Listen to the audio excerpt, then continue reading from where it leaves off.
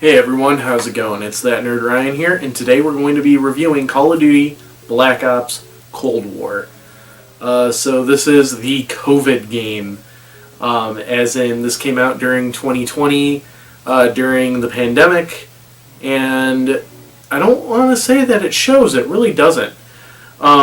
This game was actually very fun for the most part. Zombies felt weird, we'll get to that during the zombie section. I did not do multiplayer just for the fact that now that you have to download everything individually, I did not want to waste time downloading that.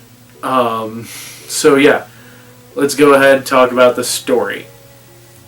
So this takes place during the 80s. For the most part, actually, all of it, it's complicated, we'll get to that. But basically what happens is that we are at, of course, because it's the 80s during the Cold War, a nuclear scare against Russia. So a Black Ops team from the CIA that involves Mason and Woods, along with a new character named Adler, and another new character named Bell, who you can customize to have anybody's name or your name. I did my name not realizing that would show up on the game. And then every time a mission would start, I'd freak out and be like, that guy's got the same name as me. And then remember that I put that in, and that's why. You are tasked with trying to stop this nuclear scare from finding a Russian leader and basically taking him down. It turns out that Bell was with Adler during Vietnam, doing a separate mission from Woods and Mason. The first mission you do play as Mason, and it's tracking down one of the lower subordinates to this main villain. You track him down and question him, and then track down the other, left hand of the guy, and do a crazy Toy Story 2 chase on a plane with them using an RCXD, blowing up the plane. And then you get introduced to Bell, who worked with Adler in Vietnam, or at least so you think. You go on some missions either as Mason or as Bell. Mason's usually for side missions, unfortunately.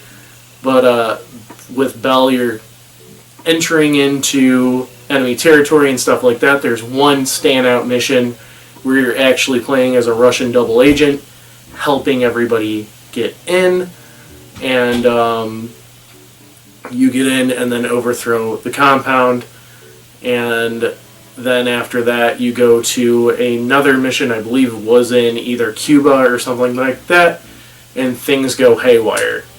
After that, it's revealed that Bell was a Russian soldier who was put through MK Ultra to work with Adler on finding this person. So basically you go through a mission finding out that you never were in Vietnam, and the way to unlock the location of this main villain, who I can't even remember the name of, and we'll get to why in a second. Pegasus, that was his name. Pegasus or Perseus, something like that. And we'll get to why that doesn't feel important in a second. But you can choose to either help Adler or cover for Perseus. And you do the final mission, and you basically have a gunfight with Adler. And then the game ends. So there's a lot of branching decisions, like deciding that, or deciding who to save and stuff like that. And even the standout mission of the MK Ultra stuff, you can branch paths off of. So yeah, anyways, you then kind of can make decisions and stuff like that. And it does and doesn't impact the scenario. So why Perseus doesn't feel important is because you never face off against him, you never kill him, nothing like that. So there's really no standout villain. At least for the Modern Warfare franchises, you got Makarov For the first Black Ops, you got Dragovich, Raul Menendez, the Taylor. Like, you got names like that you see constantly. You see Perseus for 1 second, and then there's no payoff. So it's hard to remember him as a villain. They talk about him a lot, but like, you can't really put a face to a name. You do see him, and he is very cartoony looking. And I know last week when I was talking about Modern Warfare, I said that it's nice to have like a kind of grounded, realistic COD. This is not grounded or realistic at all. There's a lot of like extended explosions, action scenes. This is more Michael Bay than realistic, which again, it's fine. I think it's funny at some points, but yeah, I mean, there's a lot of the original Black Ops formula of arcade roller coaster compared to, you know, Modern Warfare 2's this is going to be as realistic as we can get sort of thing. So with that, I will say that I'm going to give the story a 7 out of 10. It does hit that you don't get to face off the villain.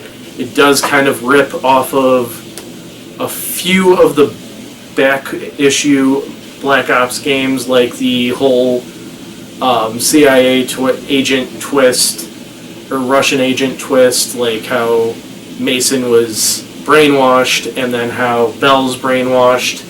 The branching stories with Black Ops 2 and Cold War and stuff like that. The interesting characters of the side characters that I don't, besides Parks, for names that I don't remember, I only remember Parks, of Black Ops 3. And yeah, it feels like a culmination almost of all the other stories for the Black Ops franchise. With that, I do want to talk about gameplay before we get into zombies. Gameplay is almost identical to Modern Warfare, except it feels like the reload lock when you're aiming down sights is more prominent. I don't know if that makes sense. I mean, it's the same in Modern Warfare, but it just feels more prominent here. There's been so many times where I'll be aiming down sights and I'm just frozen, and then I'm like, oh wait, yeah. And then, oh wait, it's still not done reloading. Oh, okay. And then, like, stuff like that. But yeah, and like, it feels pretty good, like a little bit of a step forward from Modern Warfare. So now let's talk about zombies. So the best way I could describe zombies for this, I was thinking about it the other day, and ironically, this analogy works perfect with the game. For those of you who haven't, if you drink either soda or beer from a bottle, it tastes 10 times better from when you drink it from a can. It's the same exact product, packaged a little bit differently, but comes from the same factory, everything. But for some reason, that glass bottle, it feels better, tastes better, cools quicker, stuff like that. While the can does get colder than the glass, it doesn't taste just as good, and it doesn't feel just as good, and you get less. Even though they're the same, it feels like you get less. That's how Cold War zombies feel. And ironically, that's what they did to the perks. They switched them from glass bottles to cans.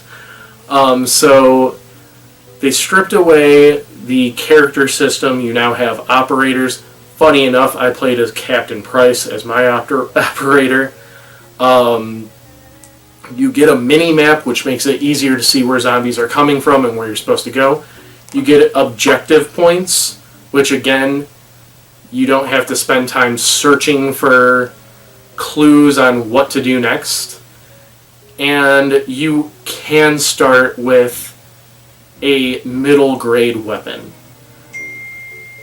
And it takes the fun out of zombies. It kind of takes the curve and pushes it over. Now, I will say I have had hard times in Cold War Zombies compared to Black Ops 3 and Black Ops 4. Where Black Ops 3 and Black Ops 4, I could casually move to round 15 and not have to really worry about anything. Cold War Zombies, it is hard to get to round 10. But ironically enough, it also feels easier, especially in the early rounds. I was honestly, when we get to talking more detail, I'll explain why. But I was freaking out at the beginning of Forsaken with how fast the round progression was going, and then I realized there's nothing to worry about. Half the time I'm not doing a wall buy or a mystery box buy until like round 7, and I'm not like really concerned about losing ammo because there's ammo crates everywhere. So that is very interesting. They did also change the point system where you can't really farm points off of zombies. They will automatically just give you 115 points altogether, which is kind of disappointing. I mean, it discourages, shooting at the legs and then knifing to get like 300 or 210 points per kill in round 1. And yeah, it does feel, with giving you the objectives, that it's pushing you along faster. So let's talk about the first map.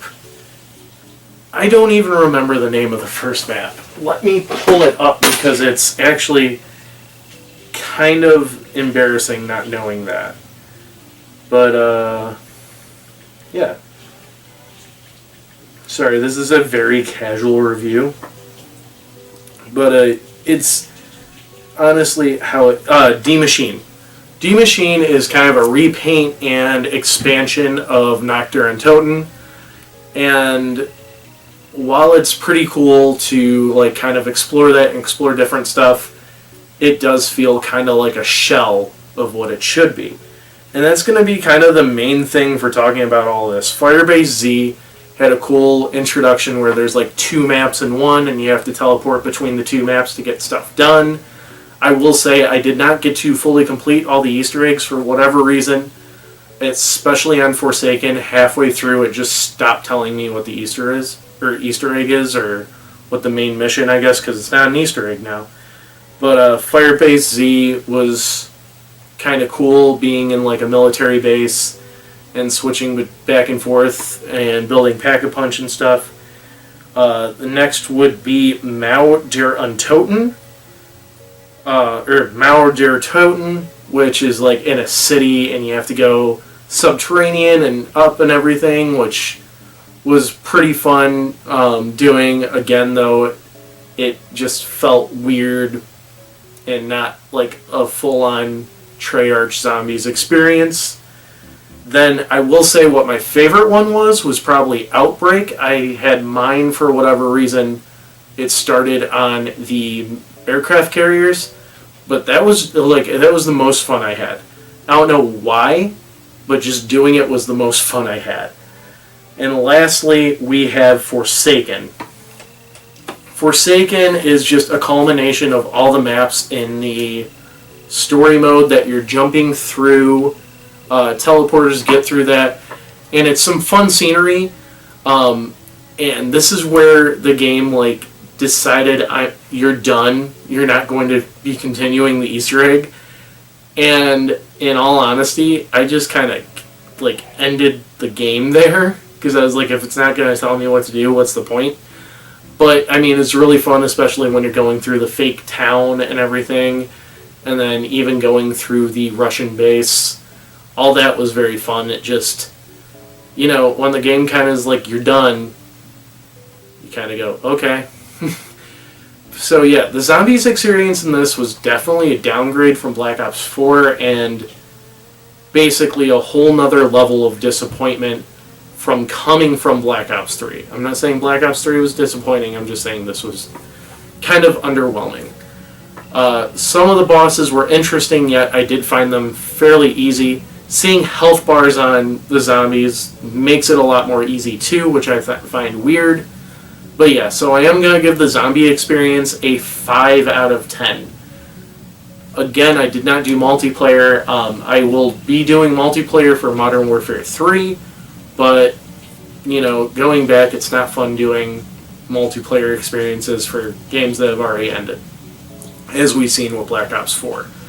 So I'm going to give this game a final total of a 7 out of 10. I would, if I did fractions, I would do 6.5, but I'm going to round it to 7 just because it's in between where I ranked the story and where I ranked zombies. So yeah, and for gameplay, I also want to rank it probably an 8 out of 10. So that would balance it to 7 out of 10. So I hope you guys enjoyed the video. Be sure to leave a like, comment, subscribe, ring that bell, and follow me on all my social media down below. It's that Nerd Ryan.